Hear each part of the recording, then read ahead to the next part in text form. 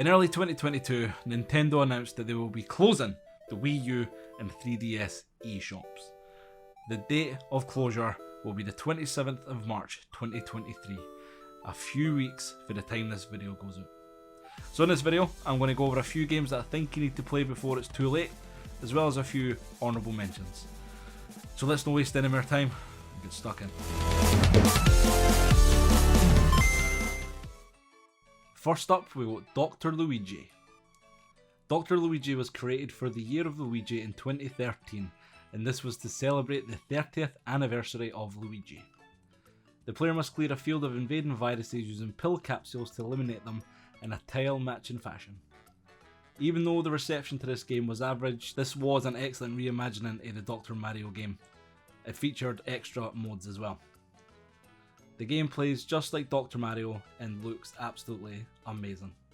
With smooth controls, bright colours and the remix to the original track for the 1990 Dr. Mario, this is definitely one to play before it's too late. If you want to talk about shmups, you have to talk about R-Type. Originally released in 1987, it would be remade and re-released multiple times over its lifespan, making its way to the Wii U eShop in 2006. Scrolling horizontally, you control your small ship through a ton of different enemy ships, trying to survive. The difficulty level is pretty high for me, but I didn't really mind dying, going back to the start and trying again. Each time getting a wee bit further, a wee bit better, a wee bit faster, I think is insanely rewarding. R-Type is still being played to this day, with R-Type Final 2 recently being released on every major console. This plays great in handheld mode, but definitely shines when it's in TV mode. This needs to be played.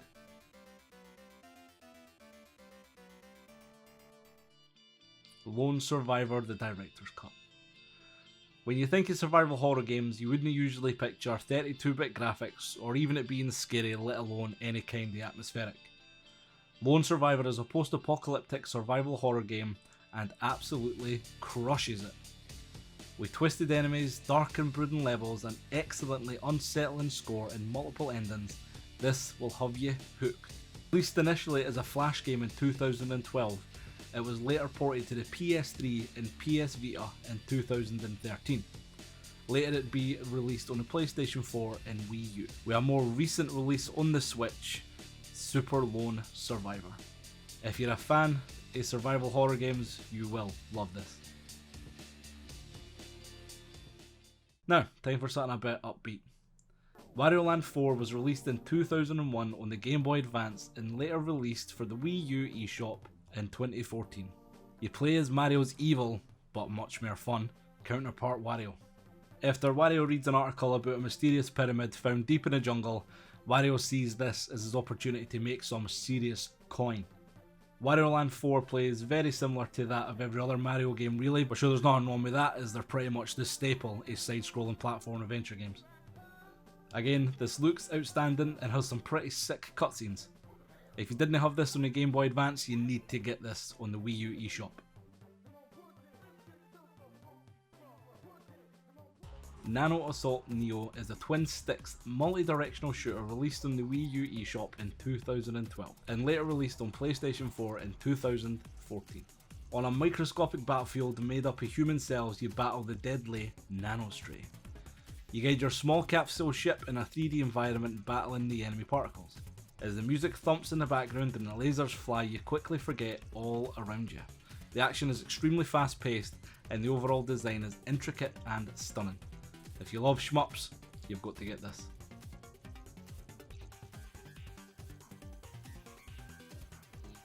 Well, no lot needs to be said about this game that hasn't been said before. Released in 1995, Castlevania Dracula X is a platform game developed and published by Konami for the SNES. The Wii U version here was released in 2014. 100 years after Simon Belmont defeats Dracula and sealed them away, Dracula is now planning his revenge. Following on with the winning Castlevania formula, this is bright, well laid out and has an incredible score just like every other Castlevania game. Although this has been re-released on pretty much everything now, just playing it on this Wii U gamepad, there's just a certain feeling it gives you. Definitely need to get this. Project Zero Maiden of Blackwater. Now I've seen this game for years, but admittedly only played it after the remaster was announced in 2021. That being said, it was the Wii U version that I had to play. This was released in 2015 physically, but the game became desirable amongst collectors, thus driving up the price. Alternatively, the Wii U version can still be bought on the eShop. Fatal Frame Maiden of Blackwater is a survival horror game that puts the player in control of 3 different characters through beautifully designed and rendered stages. This game is one of the most stunning games released on the system in my opinion. It just looks fantastic and really pushes the limits of the Wii U console. For terrifying music and hostile ghosts and atmospheric surroundings, this needs to be downloaded on your Wii U as soon as possible.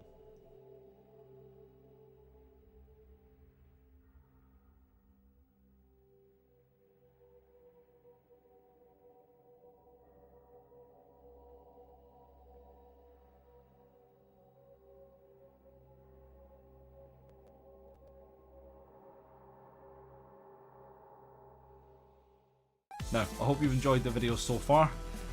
Here are a few honourable mentions before I get to the final 2 games on this list.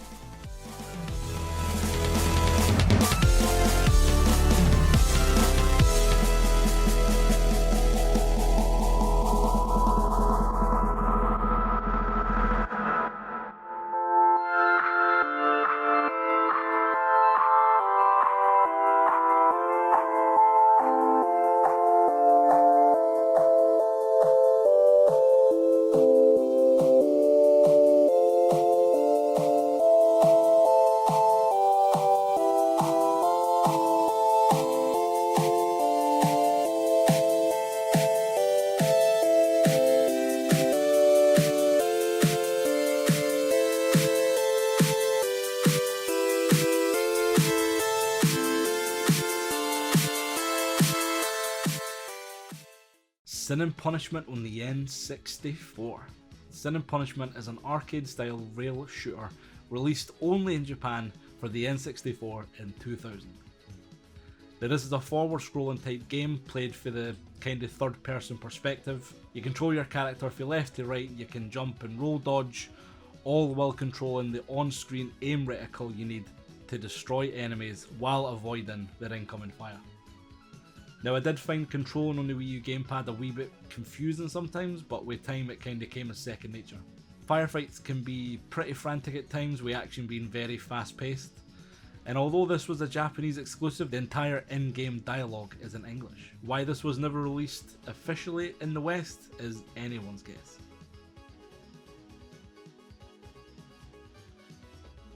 DuckTales Remastered.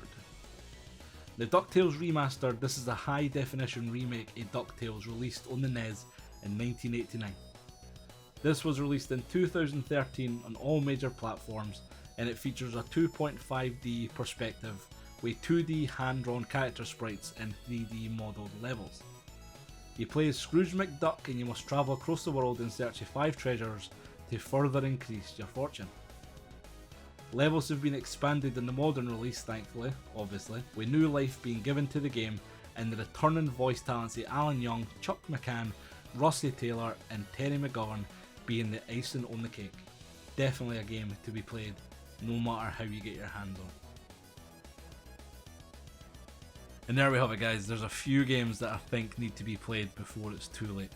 Now there are a few games on this list that are going to be available after the closure on different consoles, and there are other ways to get these games after the Wii U eShop closes. If you know, you know. But guys, I had an absolute blast making this video. The Wii U is one of my favourite consoles and it is so underrated, it's unbelievable. If there's any games that you think I'd missed, please throw a wee comment down below. And while you're doing there, please click on that wee subscribe button. That would be absolutely fantastic.